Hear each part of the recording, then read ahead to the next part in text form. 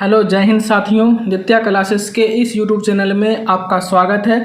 साथियों, आज के इस वीडियो में राजभाषा से संबंधित महत्वपूर्ण प्रश्नों को देखेंगे। इसके पहले का वीडियो में 1 से लेकर के 50 तक प्रश्नों का सॉल्यूशन हम लोग देख चुके हैं। आज के इस वीडियो में उसके आगे के प्रश्नों को देखेंगे। अगर आप इस चैनल पर नए हैं तो प्लीज़ इस चैनल को लाइक, शेयर एंड सब्सक्राइब ज़रूर करें। तो चलिए फ्रेंड्स, वीडियो की ओर करते हैं वीडियो को स्टार्ट। प्रश्न संख्या 51 है। कहता है 9वां विश्व हिंदी सम्मेलन सितंबर 2012 को कहाँ आयोजित हुआ था? तो यह जोहान्सबर्ग में आयोजित किया गया था। ठीक है फ्रेंड्स। अगला प्रश्न है, प्रश्न संख्या 52 है।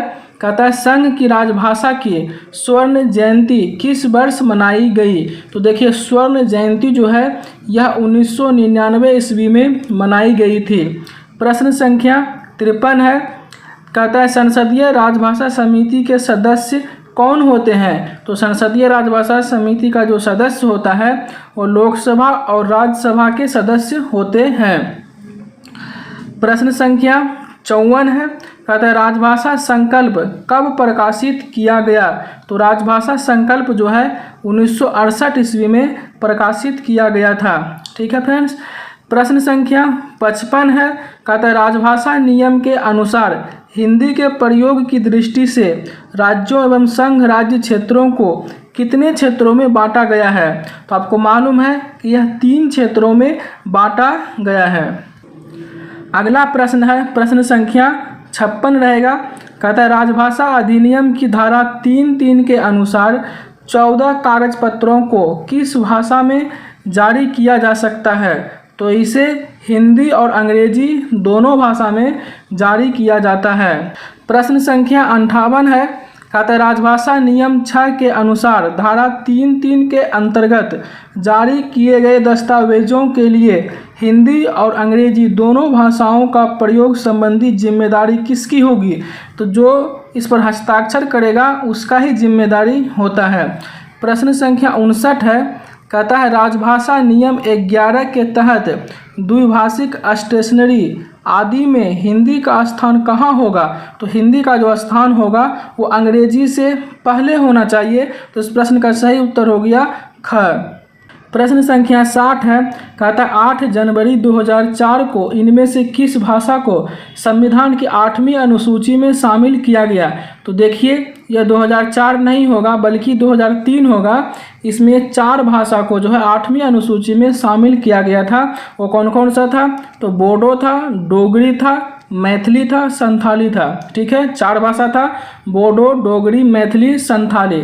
ठीक है, तो इस प्रश्न का सही उत्तर हो जाएगा इनमें से सभी होगा और यह 92वां संविधान संशोधन के द्वारा किया गया था। अगला प्रश्न है, प्रश्न संख्या 61 होगा। कहता है सिंधी भाषा को संविधान की 8वीं अनुसूची में कब शामिल किया गया? तो सिंधी भाषा को जो है 1967 ईस्वी में शामिल किया गया था 21वां संविधान संशोधन के द्वारा। प्रश्न संख्या 62 है। कहता है राजभाषा के प्रयोग के संदर्भ में कौन सा राज्य क्षेत्र ख में आता है? तो देखिए, गुजरात जो है वह भी क्षेत्र ख में आता है, महाराष्ट्र भी क्षेत्र ख में आता है, पंजाब भी क्षेत्र ख में आता है। तो इस प्रश्न का सही उत्तर हो जाएगा इनमें से सभी। अगला प्रश्न है। कहता है केंद्रीय अनुवाद ब्यूरो का मुख्यालय कहाँ स्थित है? तो केंद्रीय अनुवाद ब्यूरो का जो मुख्यालय है वह नई दिल्ली में स्थित है। अगला प्रश्न है। कहता है नगर राजभाषा क्रियान्वयन समिति की वर्ष में कितनी बैठकें होनी चाहिए? तो इसकी बैठकें कम से कम वर्ष में 2 बार होनी चाहिए।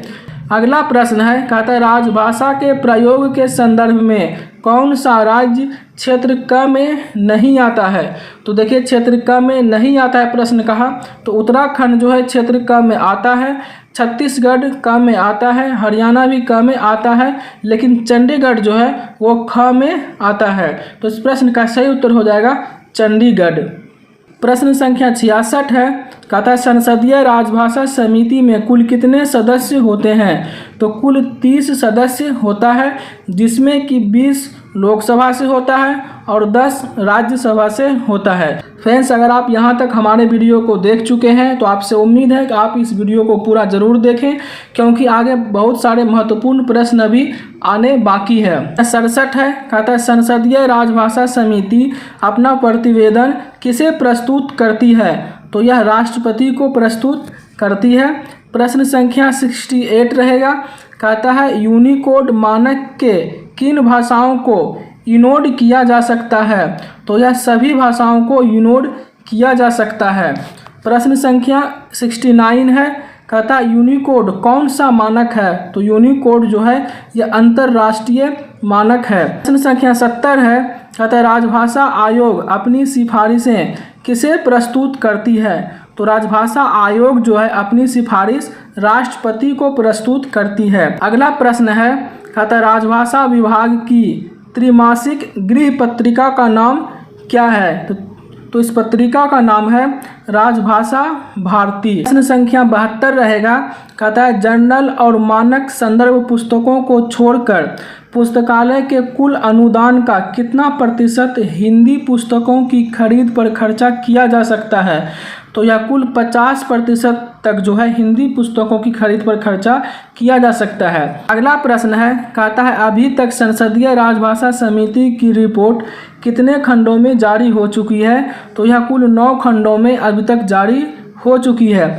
अगला प्रश्न है, कहता है राज्यसभा आयोग अपनी सिफारिशें किसे प्रस्तुत करता है? तो अपनी सिफारिश किसे? राष्ट्रपति को प्रस्तुत करता है। प्रश्न संख्या 75 है, कहता कोयल किसकी गृह पत्रिका है? तो कोयल जो है यह कोयला मंत्रालय का गृह पत्रिका है।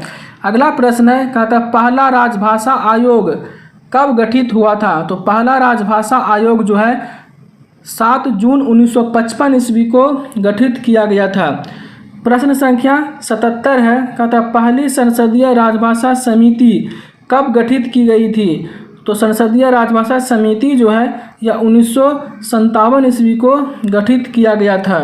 अगला प्रश्न है, कहता है संसदीय राजभाषा समिति के प्रतिवेदन पर राष्ट्रपति जी का पहला आदेश कब जारी हुआ था? तो यह 1960 ईस्वी में हुआ था। प्रश्न संख्या 79 है, कहता है राजभाषा आयोग के सदस्यों को कौन नियुक्त करता है? तो देखिए राजभाषा आयोग का जो सदस्य होता है उसे राष्ट्रपति के द्वारा नियुक्त किया जाता है। अगला प्रश्न है, कहता है राजभाषा आयोग की सिफारिशों की समीक्षा कौन करता है? तो यह संसदीय राजभाषा समिति के द्वारा किया जाता है। प्रश्न संख्या 81 है, कहता है राष्ट्रपति किसके प्रतिवेदन के आधार पर आदेश जारी करता है? तो यह संसदीय राजभाषा समिति के आधार पर ऐसा करता है।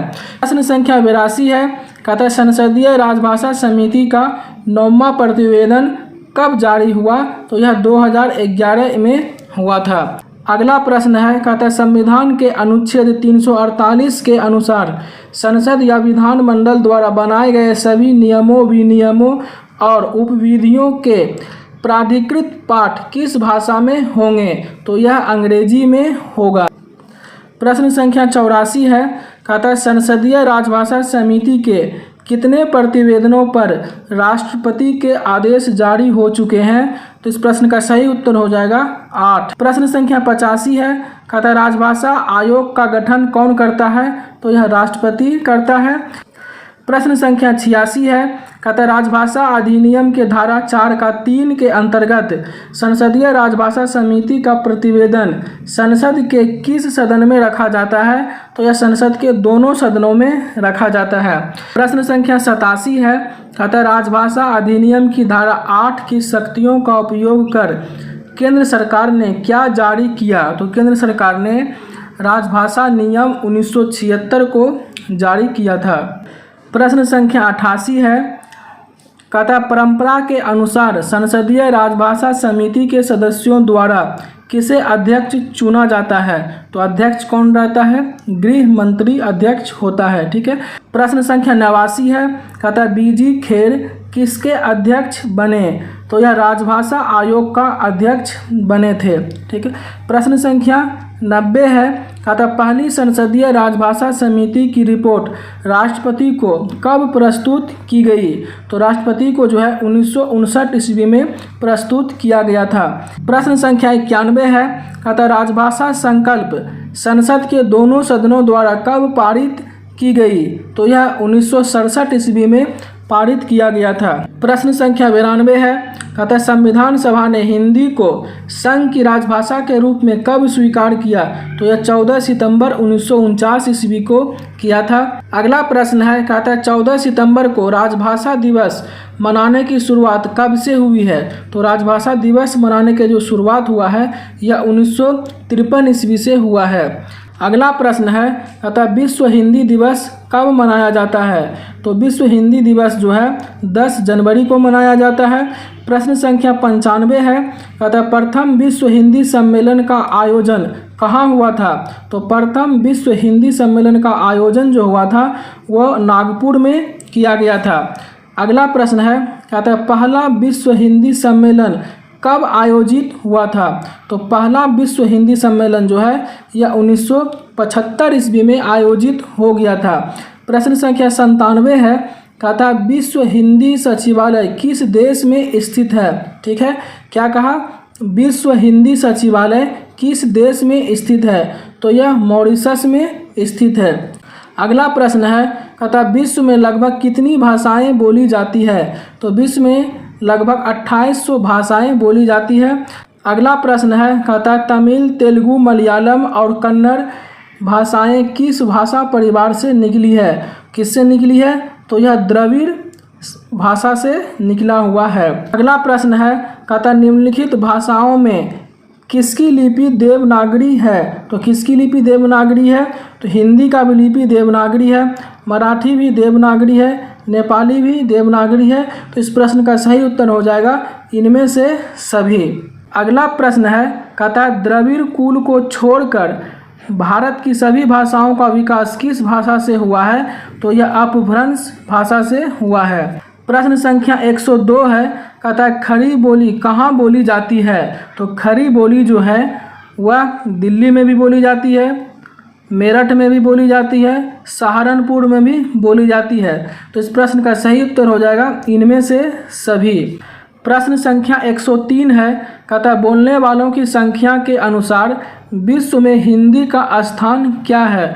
तो देखिए विश्व में हिंदी का जो स्थान है वो दूसरा है। प्रश्न संख्या 104 है, कहता इनमें से किसने ब्रज भाषा में साहित्य की रचना की? तो देखिए ब्रज भाषा में जो है साहित्य की रचना किया था सूरदास ने।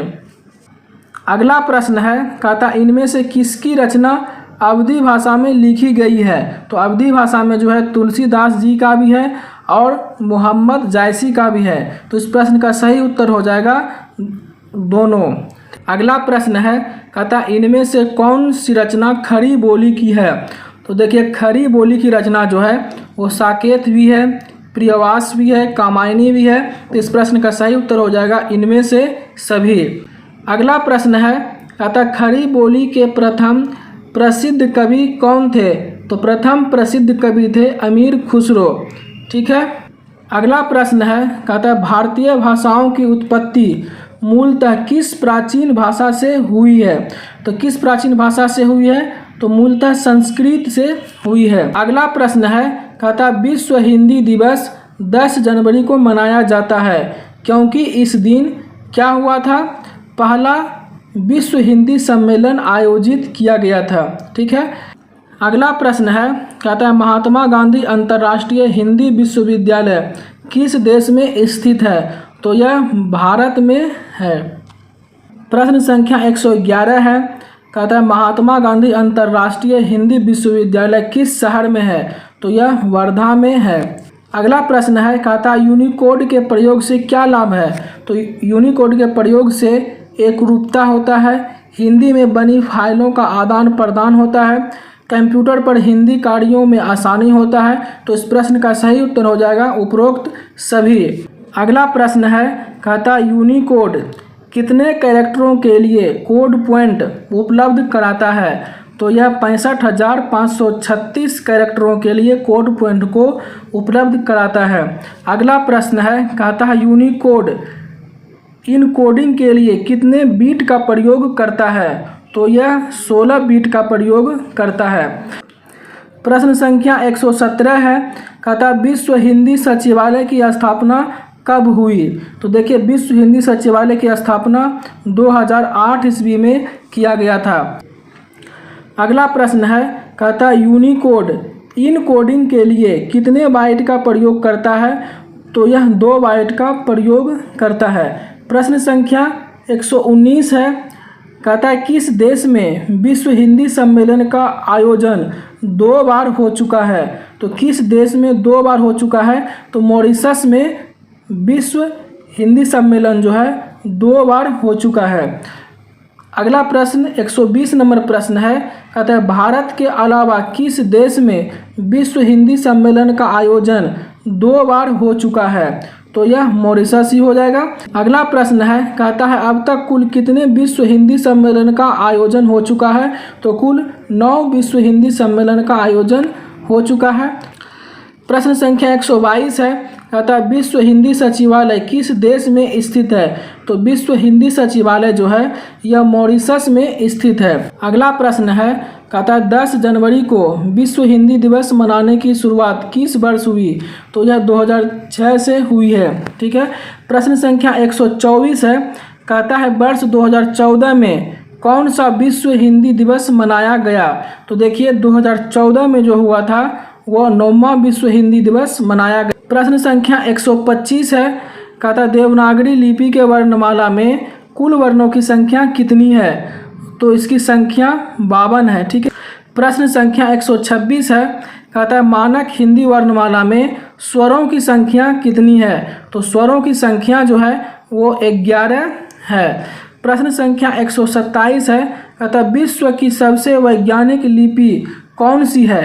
तो विश्व की सबसे वैज्ञानिक लिपि जो है वो देवनागरी लिपि है। प्रश्न संख्या 128 है, कहता है विश्व की सबसे वैज्ञानिक भाषा कौन सी है? तो देखिए विश्व की सबसे वैज्ञानिक भाषा है वो हिंदी है और वैज्ञानिक लिपि जो है वो देवनागरी है। ठीक है। अगला प्रश्न है, कहता है उर्दू भाषा की अधिकृत लिपि कौन सी है? ठीक है। कहा उर्दू भाषा की अधिकृत लिपि कौन सी है? तो वह फारसी है। प्रश्न संख्या 130 है, कहता है मानक देवनागरी लिपि में मूल व्यंजनों की संख्या कितनी है? तो मूल व्यंजनों की संख्या कितनी है? तो 35 है और स्वर्णों की संख्या कितनी है? 11 है। ठीक है। यह भी आपको ध्यान रखना है। प्रश्न संख्या 131 है, कहता है मानक हिंदी वर्णमाला में स्वर एवं मूल व्यंजनों की कुल संख्या कितनी है? तो यह कुल संख्या कितनी? 51 है। प्रश्न संख्या 132 है, कहता है देवनागरी लिपि में संयुक्त व्यंजनों की कुल संख्या कितनी है? तो देखिए संयुक्त व्यंजनों की जो संख्या है वो 4 है। तो फ्रेंड्स आज के लिए इतना ही। आपको यह जानकारी कैसी लगी कमेंट करके ज़रूर बताएं और इस चैनल को लाइक शेयर एंड सब्सक्राइब ज़रूर करें। वीडियो देखने के लिए बहुत बहुत धन्यवाद।